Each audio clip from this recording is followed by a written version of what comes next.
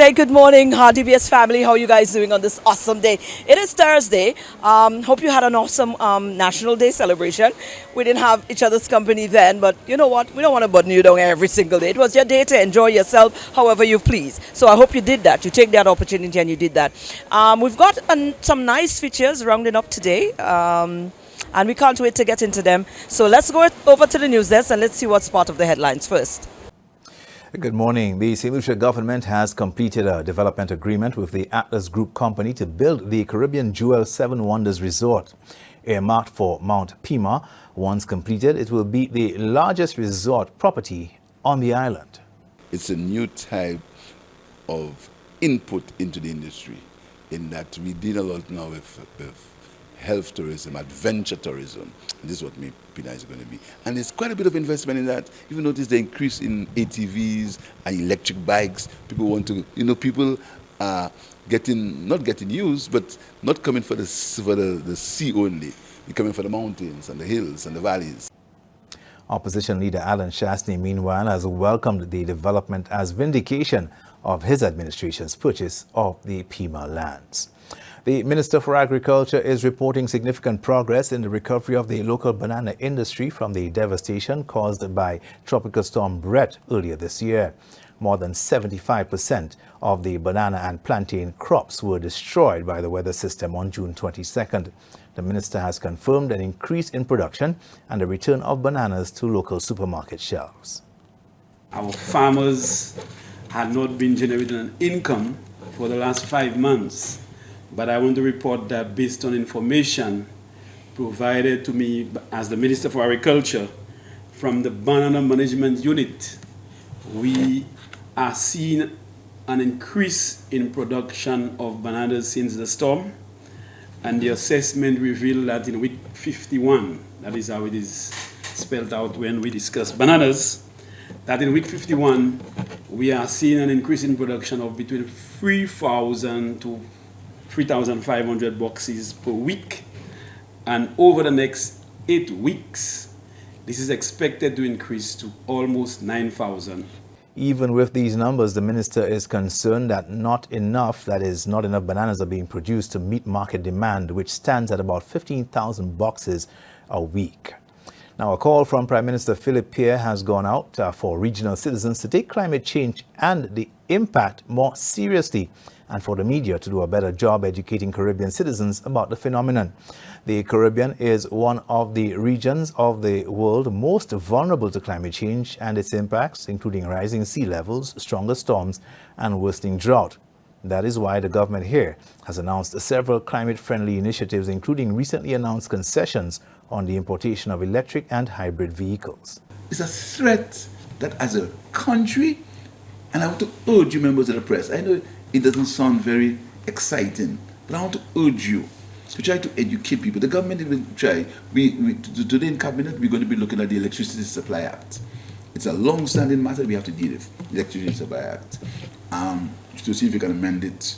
We can amend it to ensure that renewable energy can become easier to get in the country. We have a climate change bill. This is part of our work we have to do for the international financial institutions. We're working on alternative means of financing. We launched a blue bond at COP. We launched a blue bond. St. Lucia has actually put itself now in the blue bond market. This is a significant achievement. A blue bond is a new form of bond that allows the issuer to use the capital raised to support investments in healthy oceans and blue economies aligned with Sustainable Development Goal number 14.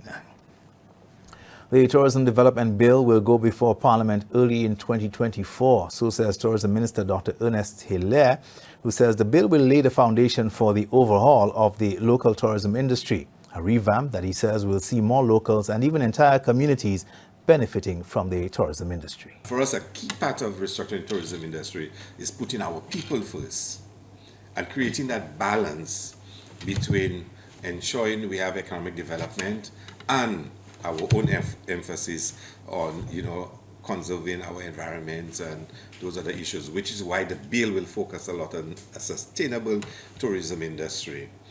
But the communities are central to that, so we have to provide communities with the infrastructure and the resources. And we are already providing resources for the CTA, the Community Tourism Agency. And now government will actually invest in infrastructure into the various communities. It's a little too early for me to list all those projects that will take place, but we will have a very comprehensive project next year to achieve exactly what you said, to uplift all the communities with infrastructure where they can link in with the tourism industry and create more livelihoods for our people. The Community Tourism Agency was legislated by government to help locals develop and grow community-based tourism businesses. But according to the minister, many of the projects are slow in getting started due to a variety of issues. These are your top stories. Thanks for watching. Good morning. All right. Well, that's our headlines. And thank you again, Kendall. We need to take a break now, and then we'll be right back.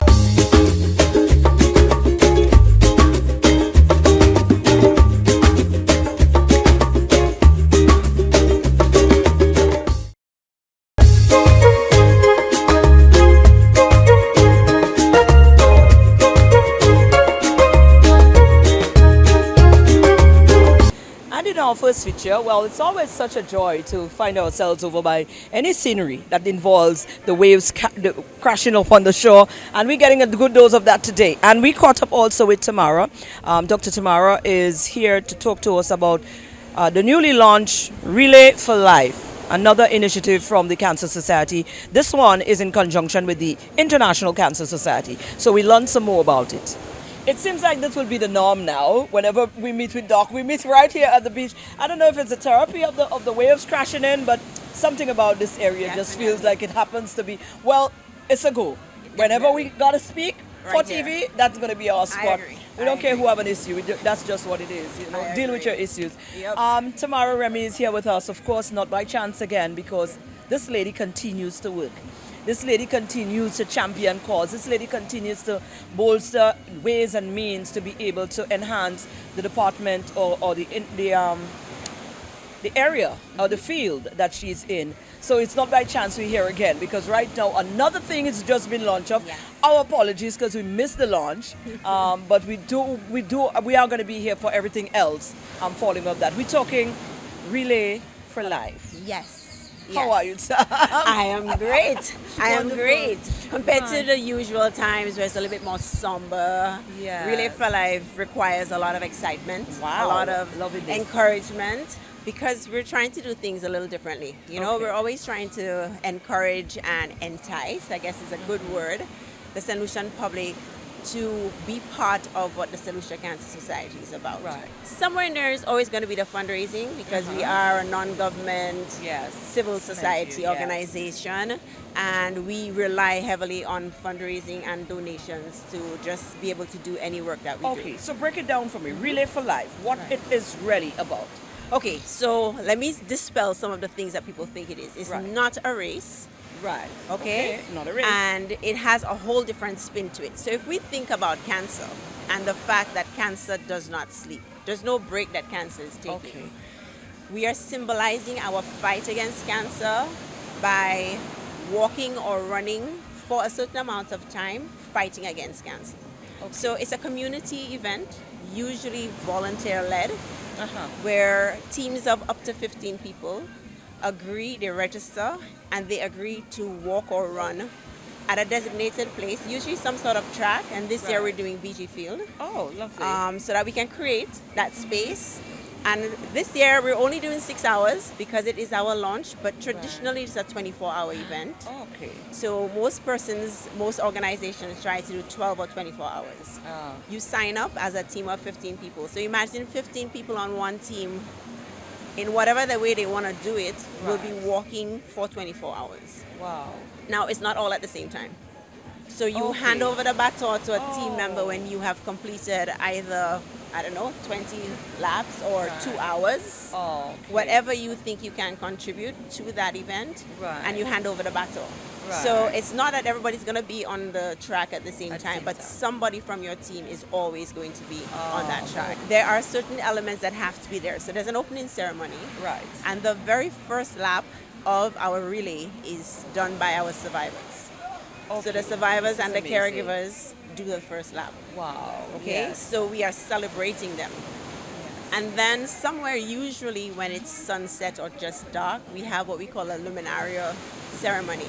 So all the lights are taken down, Okay. and you have it's almost like a candle ceremony where we remember those persons that we've lost. Oh. So there are moments of silence. There are some scripted things that are done at that time. This year, since it's our first, we will probably have some really signature things like singing, etc. Okay. Yeah. But while that is happening, the relay is still going on, so it doesn't Okay, distract. It doesn't stop. You're right. Oh, so it So really it's is a a continuous representation thing, that yes. this is happening, whether we are aware, whether we Exactly. like it, whether we want to stop Exactly. life or not. It's going to Exactly. continue to be. Exactly. Okay. So now there I get are it. certain things that have to go with this because Right. it is a license agreement that we've signed with the American Cancer Society. So there Okay. are certain components, but every country is allowed to do it their own way because we Right. understand the community, we Yes, to understand adapt to our their own environment. Exactly. I like this. Yeah, it's going to be a Sunday. Right. So It's February February 4th. what? February 4th. Yes, Right. and incidentally, it has World Cancer Day. yes. So that's why we've chosen that day. Okay. It's so symbolic of so many things, but it Right. really is to celebrate our survivors, to remember our loved ones, and to fight back against cancer. Okay, so leading up to that, what would you like us to be aware of? What is there any activities leading up to the actual day? Well, we're still working on that. Right now, I think we need to get the word out there what it's about. Yes. So I've already been, I don't want to use the word accosted, but I've been asked, why is everything happening up north? Like, why aren't you doing Yes. another event simultaneously? Right. This is the first inaugural event, Yes. our launch of this in St. Lucia. It's obviously going to require money Yes. to do this properly. But the experience is what we're hoping people will take back. It's usually thought once you've done a relay, you will always relay, just Yeah. because of the Yes, of the yes. emotion that it True, evokes. true. So we're hoping, number one, that we get everybody on board, especially the media, to help us to bring that excitement, to educate the public as to what it's about, and to get people excited. So we want customs officers, we want the media to have their own Right. team, we want the schools to have their teacher and student teams. Right. So right now it's really just about rallying people. Right. Leading up to the event, we'll probably in January have something else that, or maybe in the different communities, Yes. so that people can create the hype within the communities, Right. and maybe one other signature event before. But again, this all takes money. I know. To Plus, create you want to different make sure that things. if you put in a product out there, you want it like a trial run first, before you just spread it all over and then you get Exactly, it right. exactly. So certainly it's an opportunity to get it right. And then Exactly. you could think about expanding it to the other Definitely. places as So well. we're not trying to only do this in the north, but for this first time, we Right. want to make it something really special. And we try to get everybody in one place that works. Yes. VG Field is kind of, it's big Central, enough, it's yeah. central enough. There's parking. You can just, come over. Yeah. It's for 6 hours, so 2 Wonderful. o'clock until about 8. Okay. And Wonderful. so, at least for this time, give us a chance. We will move it around and maybe try to have different community Right. events. leading Right. up. So in the meantime, guys, you already know what's up. We're getting set for February 4th. Yes. Right. So in the meantime, you could just start start thinking about it. Start putting your teams together. Media, hey. Yes. Hi. Media, we ready? We're gonna have a team. Let's make sure we do that. We've got to stand counted. Yes. Certainly. And of course, they could follow up the Cancer Society to follow everything that's yes, going on with definitely. that. So our website is up, Relay for Life. The information is all there. Right. Businesses, we've sent all of you all of that information, and we know that your staff demands from you that you participate and kind of give back. So not just financially, but to actually participate. there. So yes, there. but you can check us out at www.stluciacancersociety.org. You can call us at 452-1538 or even email us at stluciacancersociety@gmail.com. Definitely. Tamara, again, I wish you could have spent the entire day here, but you know know. what? Work I know. demands. So maybe around that time we will get some time to yeah, spend some definitely. more time on a lighter note together. Definitely. So we look forward to that, and all the Thank best you. again in your struggles and your fight and your drives. And thank It you for really your support stands out. always. Thank you. All right.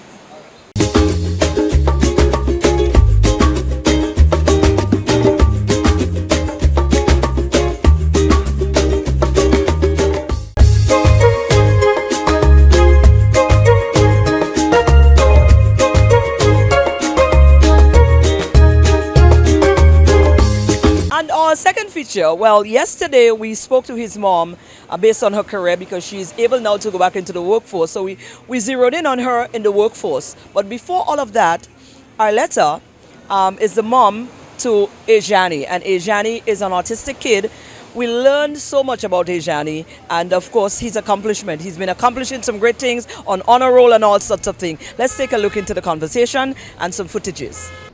Well, hello there. We're here with Arletta Walcott. Peter is in our company today, and we are excited to have a conversation with Arletta. Arletta is the mom of, well, this is where we're going with this. So Arletta is the mom of an autistic son. Is it? Arletta, welcome. You're going to explain everything. How are you doing, darling? Good to have you. Good morning, Maureen. Thanks for having me. Yes, I like to say when I'm asked who Arletta is, I am the mother of two fabulous children, Jael, 18, and Ejani, who is 15, and wife to Ainsley Peter, or Ainsworth Peter, but affectionately known as Ainsley for the last 17 years. Wow. So that's who I am. You touched on Ejani, who is almost like the highlight and the sunlight of my life. Yes, he is autistic. He was diagnosed when he was a tender age of 3 years old. So I could speak about him for days, for weeks, because definitely he's been the light of my life. I appreciate that, and I want us to spend some time there, not to put any shade on the other kids, but you know, a lot has been happening there. So an autistic child is, you know, sometimes it's challenging for a parent. Sometimes it's challenging not only in the fact that you now have to try to learn yourself in relation to that child to be able to better care for them, but you also have to deal with societal boundaries that does not, you know, accommodate children of that sort as well. I mean, you're not here, so which is good, because overseas they tend to have more of an understanding and an appreciation for how it is that you can incorporate children like Ejani into normal society. So I wanted to go there with you. What has it been like? What has the journey been like being a mom to a child from since the age of 3? And he's now 15. So you had that amount of years being able to have to make it work and find ways, find means. And you did do some things amazing, because Ejani was just awarded by his school as well. So you have found a formula, whatever that formula was, you have found it. So talk to us about what it is like being a mom to a son like Ejani. Well, first of all, you kept on saying you, and you know, I want to tell you there's been so many people. Oh, awesome. It's been a village of awesome people who had assisted me with this journey, which allowed me to be a mom. Right. So, I mean, if we go back, and I'll try to do this in 2 minutes. It's not something that, you could really do in 2 minutes, but I'll try my best. The journey, you said that I had to go overseas, and that was the beginning of the journey. There was no other choice. I found myself, my life as I saw it, after being in Canada for a number of years where I was educated, was in St. Lucia. Not until, you have children, then everything changed. But my life, I left my life, my friends, my family, to basically give Ejani a life. That's really what it was, Maureen. My career, everything. But before that, there were some fabulous people who held my hand. Dr. Tessa Peter, Dr. Tessa Monroe Peter, Dr. Kim Gardner Setu. These were some of the first people who I heard the name autism from, right? And basically held my hand at the beginning. And then it was, my kids, fortunately, were born in Canada. So it was basically, to take our kids and for me to go back to Canada and get help and assistance. St. Lucia had done what they could do with the means that they could have. And like I said, fortunately, I had to move to Canada, and the Canadian Society has been good to Asian the cause. So I want to say, to the parents and the mothers out there, trust your instincts, advocate, if one doctor doesn't tell what you think you ought to hear, go until you get the answer. And that's what I did, Maureen. Absolutely.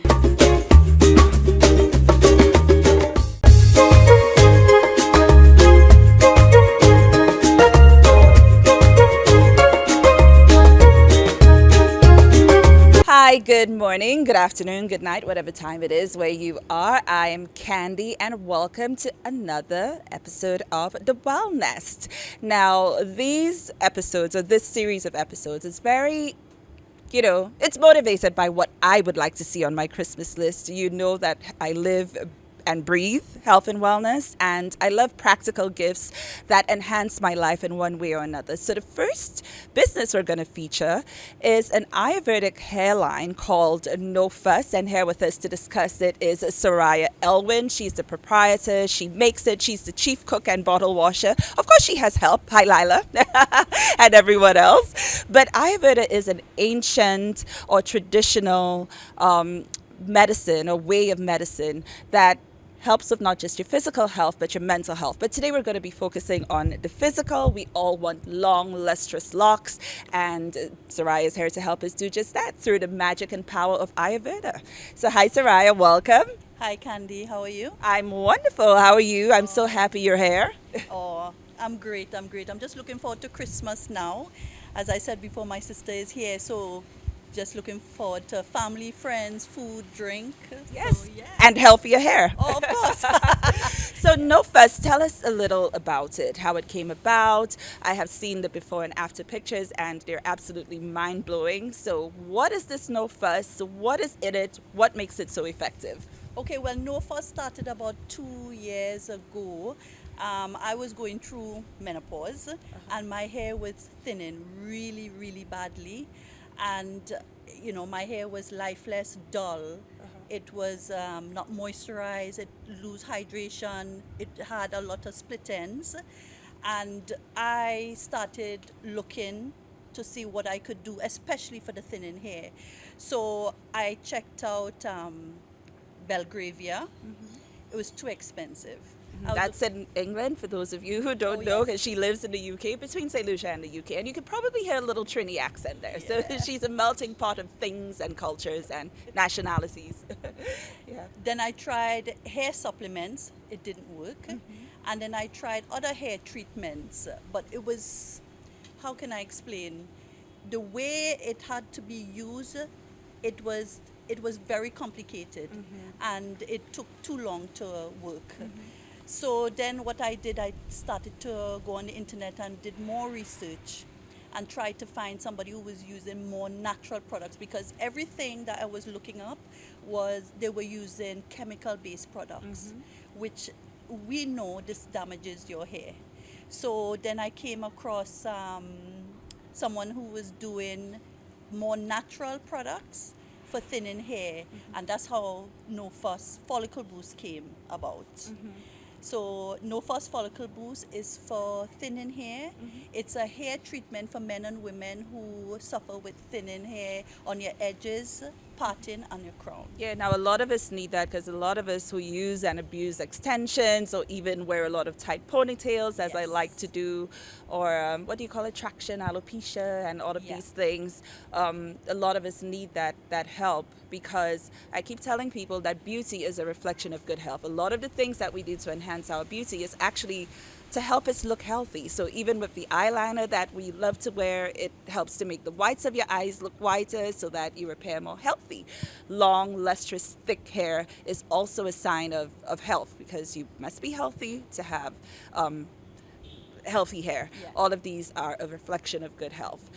So let's go through some of the products. So the Follicle Boost is that is for the thinning hair. This is strongest. Yes, This it is the is. guy if you have Yes. really thinning hair, Yeah. and you will see quick results with this. Yes. So, okay, I'm putting this in my bra.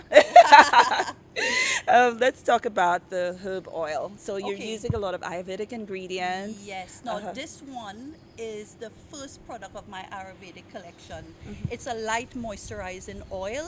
You can use it for pre-poo shampoo, pre-poo treatment. Sorry, hot oil treatment, and you could also use it to. Moisturize your scalp. And Yeah, has a hair oil. yeah. Okay, just as a, and we haven't left the children out. So we haven't left the babies out because a lot of babies, still have patches as they're. Yes. So this is. So what's the difference between the baby and the normal hair Now, oil? with the normal one, this one have essential oils in it. Ah, okay. And with the baby and the kids oil, Uh-huh. they have no essential oils because the baby or child's scalp is so delicate. Yes. You cannot use essential oil. So it's just pure herbs and oil. So Okay. they both are the same. Okay, so Yes. baby and then Yes. this one. I just heard you recommend it to a legend, a Yes. Calypso legend, crazy. Crazy himself. So it's the Amlin Brahmi hair butter. Yes. So I'm guessing this would be a heavier, more moisturizing Yes, version it of the is. hair oil. Yes, so is someone looking for extra moisture in their hair? Because with the herbal elixir, it's a lighter moisturizing oil. And I wanted to bring out something different. I could have bring out another oil for extra moisture, but I went to the hair butter instead. So with this hair butter, it'll have a little more coconut oil, shea butter, a lot of these natural herbs and oils, and yeah, it'll give you that extra moisture that that you need. But as we wrap up, tell us where we can find it because this is on my list, people. I need some of this. So where can we get those gift certificates? So the Ayurvedic collection is at Orilda's Hair Salon in Castries, at Jeremy Street in Castries. We have the Follicle Boost, and it's at Citizen Jewelry, also at Sense of Euphoria in Rodney Bay. Okay, so Sorry, Citizens Jewelry is in Castries as well. Okay. Sorry. Okay. Thank you so much, Soraya. And this is just a teaser. When we do a full show about hair health, we'll definitely have her on to go more in depth about how and why these products work so well. In the meantime, we'll put up some more information about where you can find them. I'm Candy. This has been The Wellness. Just see you next time. Bye. Thank you. And there you go. That is our features for this awesome Thursday. Go on out and be great. All right. Join us again tomorrow right here for another DBS This Morning.